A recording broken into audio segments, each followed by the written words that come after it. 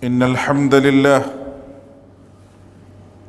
لله الذي أرسل رسوله بالهدى ودين الحق ليظهره على الدين كله وكفى بالله شهيدا أشهد أن لا إله إلا الله وحده لا شريك له وأشهد أن محمدا عبده ورسوله اللهم صل وسلم على محمد وعلى آله وأصحابه ومن تبعهم بإحسان إلى يوم الدين أما بعد فيا عباد الله اتقوا الله حق تقاته ولا تموتن إلا وأنتم مسلمون.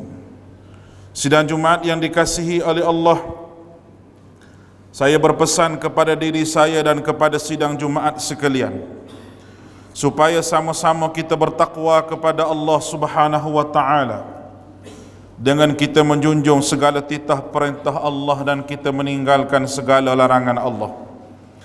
Kerana berjayalah mereka yang bertakwa serta carilah bekalan, dan sebaik-baik bekalan iaitu bertakwa kepada Allah Subhanahu wa Ta'ala. Sidang Jumaat yang dikasihi oleh Allah, marilah sama-sama kita merenung satu firman Allah Subhanahu wa Ta'ala di dalam Al-Quranul Karim. A'udzubillahi minasyaitanir rajim. Kullu nafsin za'iqatul maut wa innama tuwaffawna ujurakum yawmal qiyamah. Faman zuhziha 'anil nar wa udkhilal jannata faqad faz. وَمَا الْحَيَاةُ الدُّنْيَا إِلَّا مَتَاعُ الْغُرُورِ. Surah Ali Imran ayat 185, yang bermaksud tiap-tiap yang bernyawa, tiap-tiap yang berjiwa pasti akan merasai kematian. Dan sesungguhnya pada hari kiamat sahajalah disempurnakan pahala kepada kamu. Dan barang siapa yang dijauhkan daripada neraka Allah dan dimasukkan ke dalam syurga, maka dia adalah orang yang beruntung. Kehidupan dunia ini tidaklah hanyalah kesenangan yang memperdayakan. Allah Azza wa Jalla memperingatkan kepada kita semua berkenaan dengan kematian yang kita akan tempuhi. Apa yang saya ingin sebut di atas mimbar Jumaat pada hari ini berkenaan dengan macam mana malam pertama kita ketika kita menghadapi saat alam barzakh. Seorang pengantin baru akan bergembira apabila malam pertama, malam pengantin barunya. Bagaimanakah malam pertama ketika kita menghadap Allah Subhanahu wa Ta'ala dalam alam barzakh, alam kubur kita, dengan tidak ada seorang teman pun. Sabda Nabi sallallahu alaihi wasallam, 3 perkara yang akan mengikut kita ke alam barzakh. Maluh, harta kita. Wa ahluh, ahli keluarga kita. Wa amaluh, dan amal kita. Warji'us sani wa yabqa wahid, 2 yang akan balik. Harta kita akan balik, saudara kita akan balik. Yang tinggal bersama dengan kita adalah amal kita. Marilah kita memperingatkan diri kita berkenaan dengan alam kubur yang menakutkan ini. Dari hadis daripada Hani radhiyallahu anhu, yang merupakan bekas hamba kepada Uthman bin Affan radhiyallahu anhu, dia berkata, kana Uthman idza waqafa ala qabri baka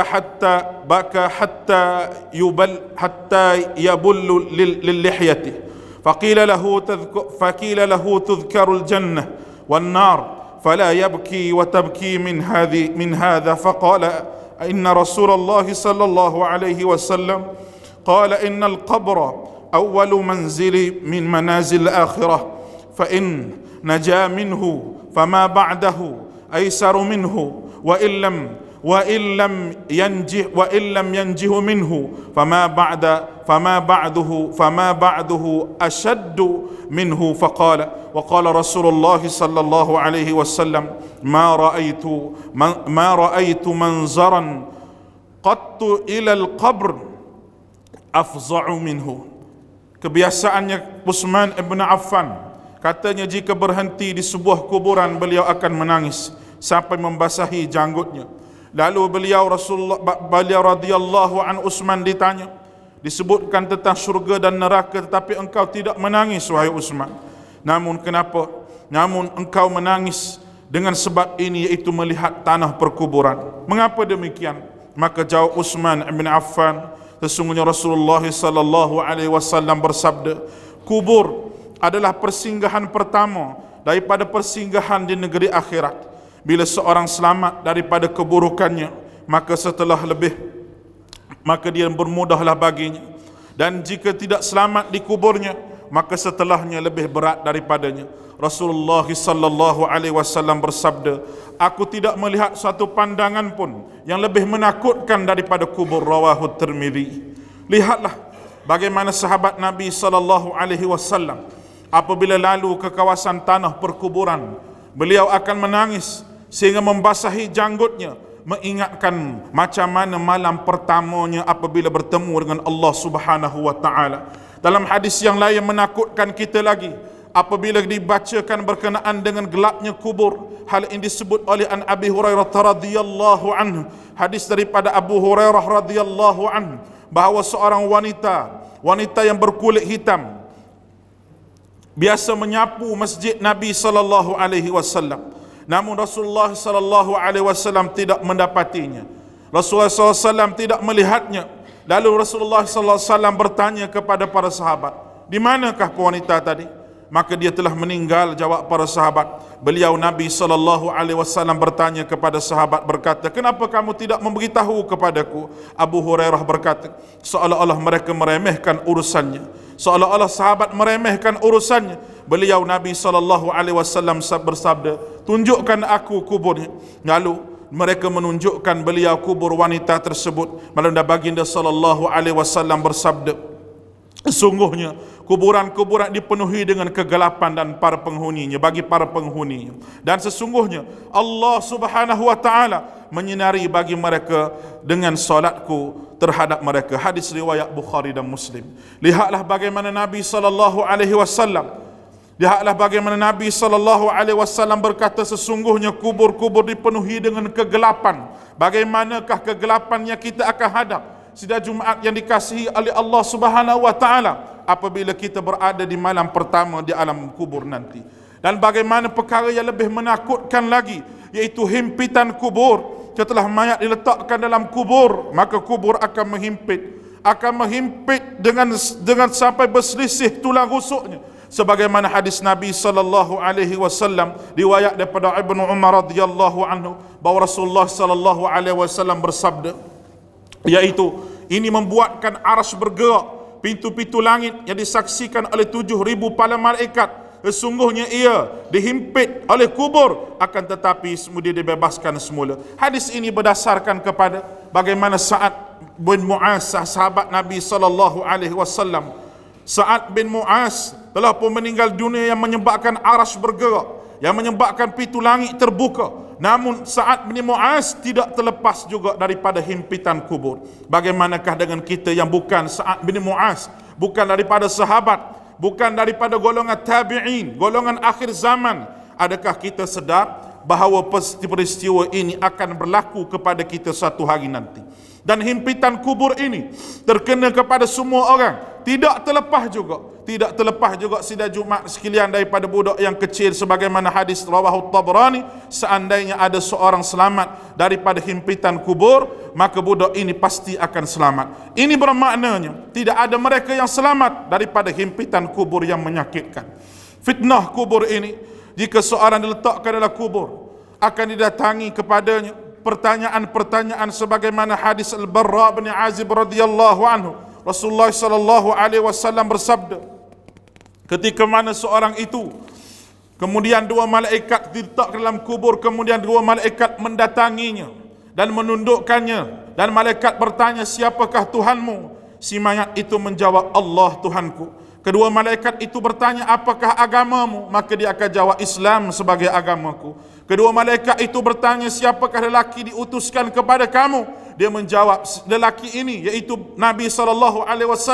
Maka orang itu menjawab, beliau utusan Allah. Maka kedua malaikat itu bertanya, apakah ilmu yang ada kepadamu? Dia menjawab, aku baca kitab Allah dan aku mengimani serta aku membenarkannya. Lalu penyeru daripada langit itu berkata, hamba-Ku telah, seruan daripada langit berkata, hamba-Ku telah berkata benar. Berilah dia hamparan dari syurga dan berilah dia pakaian daripada syurga.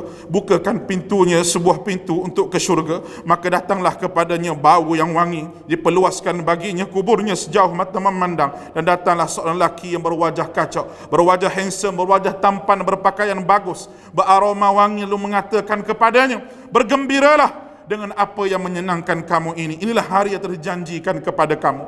Maka roh orang mukmin itu berkata, siapakah kamu wahai lelaki? Maka lelaki itu menjawab, aku merupakan amalan yang soleh. Begitu juga pertanyaan akan dilontarkan, akan ditanyakan kepada mereka yang jahat dengan soalan yang sama sebagaimana disebut oleh Nabi SAW juga. Kemudian roh orang yang jahat dikembalikan kepada jasadnya semasa di alam barzah. Maka malaikat mendatanginya, lalu malaikat bertanya, siapakah Tuhanmu? Dia menjawab, aku tidak tahu. Malaikat itu bertanya lagi, apakah agamamu? Dia menjawab, aku tidak tahu. Malaikat itu bertanya lagi, siapakah lelaki yang ini diutuskan oleh Allah Subhanahu wa taala kepada kamu ini? Dia menjawab, aku tidak tahu. Lalu penyeru daripada langit pun berseru, hamba-Ku telah berkata dusta, berilah hamparan daripadanya, hamparan neraka, dan bukalah pintu kepadanya, pintu ke neraka, satu-satu pintu ke neraka. Maka panas neraka dan asapnya mendatangi lelaki tersebut, dan kuburnya disempitkan sehingga berselisih tulang rusuknya.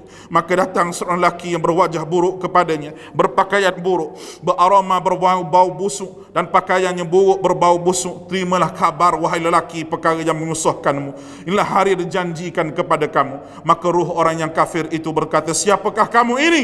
Aku merupakan amal keburukanmu. Dia menjawab, aku adalah amal keburukanmu. Maka ruh itu berkata, Rabbku, jangan engkau tegakkan hari kiamat kepadaku. Dalam hadis ini menunjukkan bahawa azab dan nikmat kubur itu satu perkara yang akan berlaku kepada kita sidang Jumaat yang dikasihi oleh Allah Subhanahu wa taala.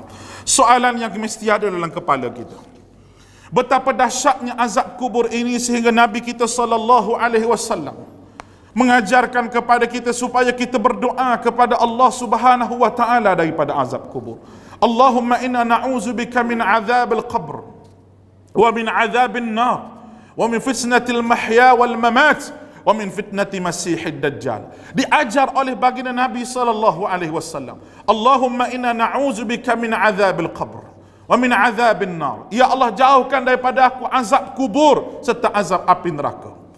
Yang menjadi masalah pada hari ini, mati ini tidak menjadi satu tazkirah yang besar kepada diri kita. Kita melihat orang mati berapa ramai di hadapan kita.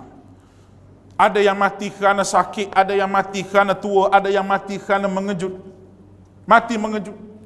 Diambil ruh oleh Allah Ta'ala, diambil nyawa beratus-ratus orang dalam masa sekelip mata. Tetapi kita tidak sedar bahawa kita juga akan menghadapi sebagaimana golongan yang telah pergi di hadapan kita. Dan sakitnya ketika mana Allah Subhanahu wa taala ingin cabut nyawa kita itu tidak tergambar. Bagaimana Rasulullah sallallahu alaihi wasallam saat ruhnya ditarik oleh Allah Subhanahu wa taala, apakah perkataan yang keluar daripada mulut Nabi di saat ruh Nabi ditarik? Perkataan yang keluar daripada mulut Nabi di saat Nabi ditarik ruh dalam tubuh Nabi, iaitu perkataan innal maut la sakarat. Aduh, Nabi kata, mati ini amat-amat menyakitkan. Nabi tidak pernah berkata sakit, tidak pernah mengeluh dengan ujian Allah Subhanahu wa taala yang banyak kepada Nabi. Tidak pernah. Dalam peperangan Nabi sallallahu alaihi wasallam terkena baju besi sehingga tembus pipi Nabi. Tetapi semasa Nabi menghadapi sakaratul maut, diambil ruh oleh Allah Ta'ala. Siapa Nabi ini? Kekasih Allah. Siapa Nabi ini? Kekasih Allah. Kalau kita kekasih kita, isteri yang kita kasihi, orang yang kita sayang, kita berlembut dengannya, begitulah Allah Subhanahu wa Ta'ala.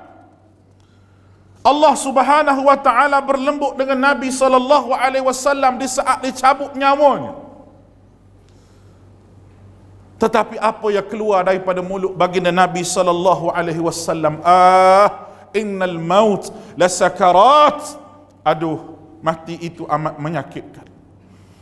Bagaimana Aisyah menyebut berpeluh dahi Nabi sallallahu alaihi wasallam, bergelombang dada Nabi sallallahu alaihi wasallam macam gelombang tengah laut. Naik turun dada Nabi, berpeluh dahi Nabi sehingga Nabi suruh ambil sebekah air, letak di sisi Nabi sallallahu alaihi wasallam. Dalam keadaan Nabi sakaratul maut, Nabi celuk air, tangan dalam bekah air itu Nabi sapuh muka. Nabi kata, innal maut la sakarat. Itu sakaratul maut yang dihadapi oleh baginda Nabi sallallahu alaihi wasallam amat mengerikan. Bagaimanakah kita yang bukan kekasih Allah? Bagaimanakah kita sidang Jumaat yang dikasihi oleh Allah Subhanahu wa taala? Andai kata hari ini merupakan Jumaat yang terakhir bagi kita, kita kena sama beringat benda ni. Kerana tanda-tanda kematian itu semakin dekat kepada kita. Rasulullah sallallahu alaihi wasallam mengajarkan kita supaya kita doa, supaya jauh daripada azab kubur yang saya bacakan tadi, yang kita sama-sama dengar. Kenapa? Kerana kubur ini amat-amat menakutkan kita. Kerana tidak ada seorang pun yang terlepas daripada azab kubur yang disebut sebagai himpitan kubur itu. Jadi Nabi sallallahu alaihi wasallam buat jarinya begini. Nabi kata dihimpit dalam kubur itu sehingga berselisih tulang rusuk. Kalau kita balik di rumah kita nanti, bahu kita sebelah ni kita letak di dinding, kita suruh isteri kita tekan bahu sebelah ni. Tak siapa pun tulang jadi lagu ni, tapi kita dah rasa sakit. Bagaimanakah keadaan untuk kita menghadapi himpitan kubur tersebut? Sidang Jumaat yang dikasihi oleh Allah Subhanahu wa taala, jikalau kita bergembira malam pertama perkahwinan kita, kita nak bergembira juga dalam kubur sebagai malam yang pertama untuk kita duduk dalam kubur dengan waja'alil mauta rahatan lana min kulli syarr. Kita minta supaya mati kita itu merupakan rehat daripada segala kejahatan dunia yang kita ada ini. Dunia ini jahat dan dunia ini tidak adil. Walaupun keadilan ditegakkan di atas muka dunia ini, ada manusia tidak berpuas hati. Undang-undang dunia ini boleh diubah oleh sesiapa sahaja. Tetapi di sisi Allah yang maha adil, semua manusia akan diadili di hari kiamat, sore demi sore menghadap Allah Subhanahu wa taala. Pada ketika itu, yauma la yanfa'u malun wala banun, hari yang tidak ada gunanya lagi harta benda dan anak pinak yang kita kumpulkan ini, illa man atallaha biqalbin salim, kecuali mereka yang menghadap Allah dengan qalbin salim, dengan akidah yang betul. Akidah ni musuh Islam buat punah hari ni. Akidah ni,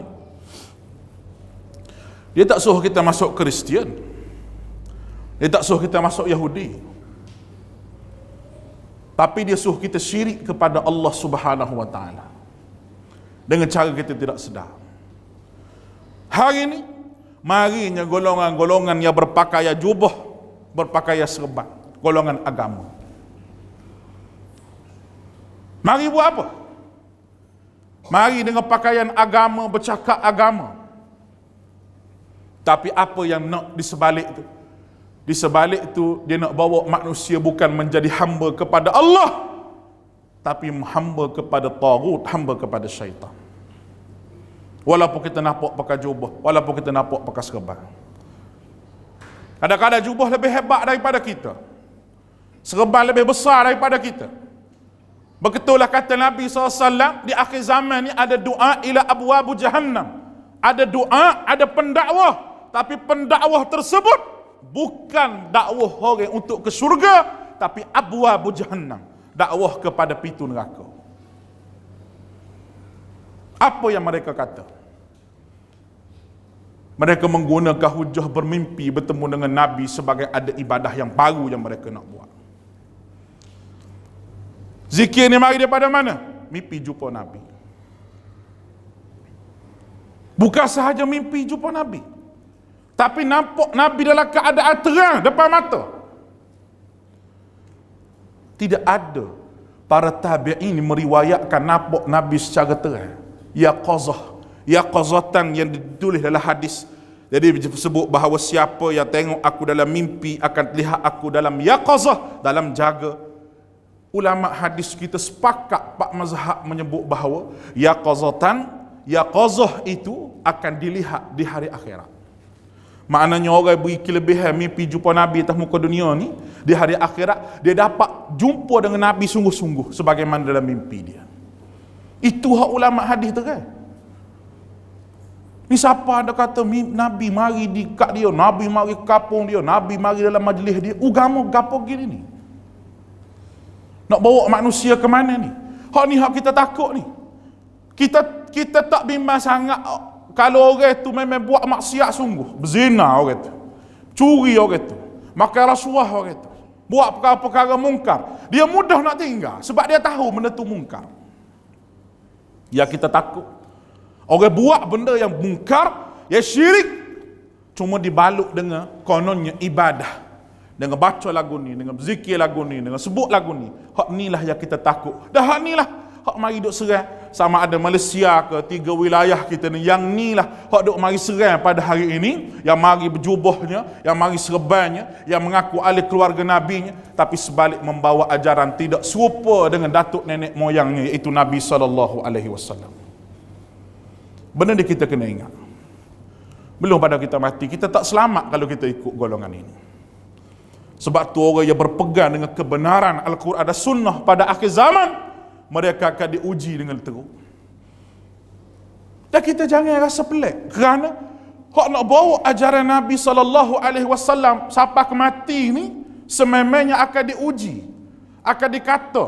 Dan kalau orang kata kita golongan yang sedikit, memang kita golongan yang sedikit, kerana bermulanya Islam itu ghariban wa sayaudu ghariban, dia akan balik dengan sedikit. Fatuba lil ghuraba, ini janji Nabi. Fatuba lil ghuraba, berjayalah mereka golongannya sedikit ini.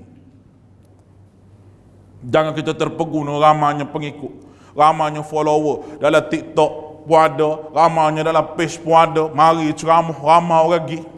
Itu bukan satu perkara yang menunjukkan dia benar. Kalau nilai banyak tu membawa kepada kebenaran, maka Islamlah yang paling tidak benar. Kenapa? Kerana Islam ni sedikit.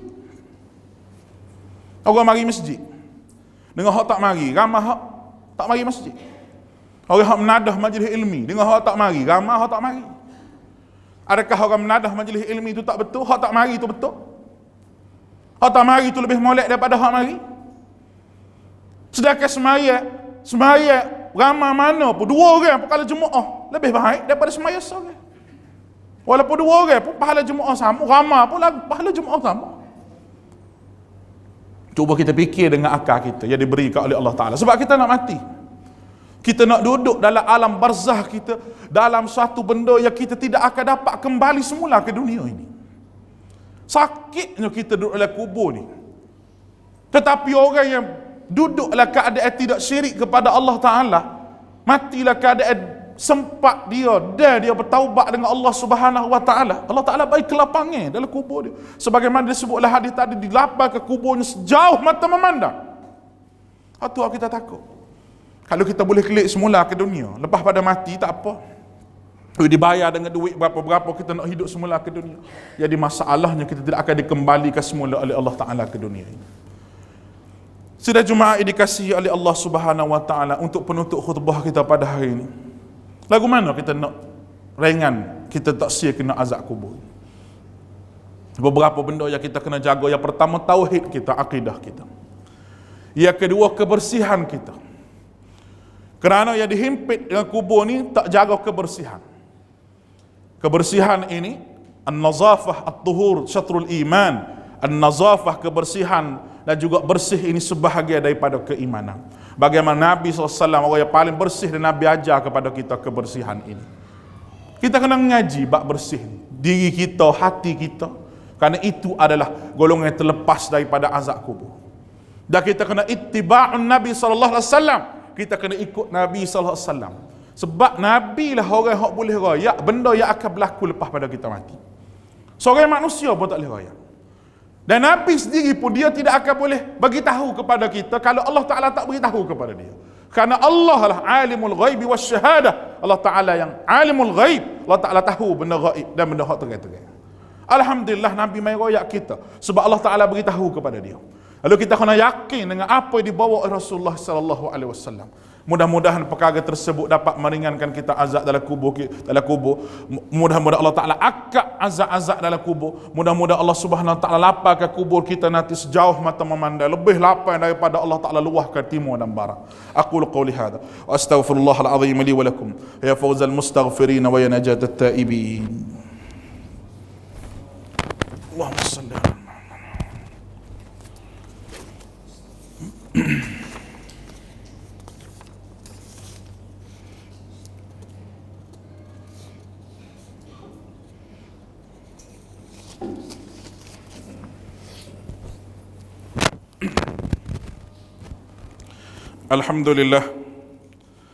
Alhamdulillah wa kafa wassalati wassalamu ala habibina al-Mustafa.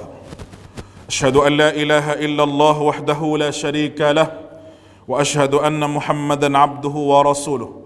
Allahumma salli wa sallim ala Muhammad wa ala alihi wa ashabihi wa man tabi'ahum bi ihsanin ila yaumiddin.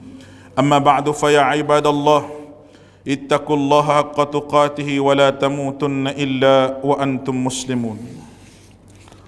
Sidang Jumaat yang dikasihi oleh Allah, marilah sama-sama kita menghisap diri kita dan kita kira amalan kita. Sebelum Allah Ta'ala menghisap dan mengira amalan kita di hadapan Dia di hari akhirat nanti. Dan sebagai penambahannya kita nak tambah apa yang perlu kita buat. Orang-orang yang terpelihara daripada ujian siksa kubur ni lagu mana? Yang pertama sekali orang mati syahid. Mati syahid di jalan Allah Subhanahu Wa Ta'ala, maka dia tidak kena siksa kubur. Sama ada syahid itu syahid besar ataupun syahid kecil. Bagaimana diriwayat oleh Bukhari. Dia keduanya, seorang yang gugur mati ketika mana dia menjalankan satu amanah. Yang orang amanahkan kepada dia, tugas yang Allah Ta'ala tugaskan kepada dia. Dan yang ketiganya, seorang yang meninggal pada hari Jumaat. Dalam hadis Abdullah bin Amr radhiyallahu anhu sebut Nabi sallallahu alaihi wasallam bersabda, "Ma min muslim, mana-mana orang muslim yang meninggal, yamutu yaumul Jum'ah, meninggal pada hari Jumaat, akan dijaga oleh Allah Ta'ala daripada fitnah kuburnya." Dan yang keempatnya, orang yang terlepas daripada siksa kubur, iaitu orang yang meninggal di saat sakit wabak, sakit perut dan sebagainya. Orang ini juga dikira mati syahid, dan orang ini juga terlepas daripada azab kubur. Bukan kita minta sakit perut supaya mati lah keadaan begitu, tidak. Tapi diberi keistimewaan oleh Allah Subhanahu Wa Ta'ala. Empat golongan tadi yang tidak terkena azab kubur. Tetapi himpitan kubur hak himpit kita tu semua orang akan kena. Berdasar kepada hadis yang kita bacakan ini. Lalu betapa nyerinya, betapa takutnya kita di hadapan Allah Subhanahu Wa Ta'ala nanti untuk hadap perkara-perkara yang lagu ni. Kita mohonlah kepada Allah banyak-banyak supaya Allah Ta'ala meringankan himpitan kita yang begitu sakit sehingga berselisih tulang rusuk kita. Cuma bagi orang yang baik ni Allah Ta'ala himpit sekali, dia buat lagu tu. Tapi berselisih juga tulang rusuk kita. Bagi orang jahat ni himpit sampai sakit dalam keadaan lama. Dan begitulah dia duduk dalam alam barzah dia sementara dia bertemu dengan Allah Subhanahu Wa Ta'ala. Na'udzubillahi min zalik. Jangan lupa untuk kita berselawat kepada Nabi kita Muhammad sallallahu alaihi wasallam yang meninggalkan agama ini yang besar kepada kita. Karena kita sayang ke Nabi, dengan cara kita ikut sunnah Nabi. Kita tak buat benda hak Nabi tak buat, dan kita buat apa yang dibuat oleh Nabi. Itu tanda kita sayang ke Nabi. Saya ke Nabi ini bukan hanya disebut dengan perkataan, bukan hanya berselawat kepada Nabi, nak tunjuk saya ke Nabi. Tapi lebih besar daripada itu mengikut Nabi SAW. Berarti kita mengikut Allah Subhanahu Wa Ta'ala. Karena Allah Ta'ala perintah dalam Al-Quran, Inna Allaha malaikatahu yusalluna ala nabi. Ya ayyuhalladzina amanu, sallu alaihi wa sallimu taslima. Allahumma salli ala Muhammad wa ala ali Muhammad kama sallaita ala Ibrahim wa ala ali Ibrahim. Wa barik ala Muhammad كما باركت على إبراهيم وعلى آل إبراهيم في العالمين إنك حميد مجيد. اللهم اغفر للمسلمين والمسلمات والمؤمنين والمؤمنات الأحياء منهم والأموات إنك سميع قريب مجيب الدعوات وقاضي الحاجات. اللهم أعز الإسلام وانصر المسلمين وأذل الشرك والمشركين ودمر أعداءك أعداء الدين اللهم أرنا فيهم يوما أسودا. اللهم اشف مرضانا وجرحانا وارحم موتانا برحمتك يا أرحم الراحمين. Ya Allah, ya Tuhan kami, ampunlah dosa-dosa kami, dosa kedua ibu bapa kami, sahabat-sahabat kami, jiran-jiran kami, seluruh umat Islam yang masih hidup ataupun yang telah meninggal dunia. Ya Allah, ya Tuhan kami, jadikanlah kami ini orang diampuni oleh-Mu ya Allah, dirahmati oleh-Mu ya Allah, ditambahkan ilmu-ilmu yang bermanfaat kepada kami.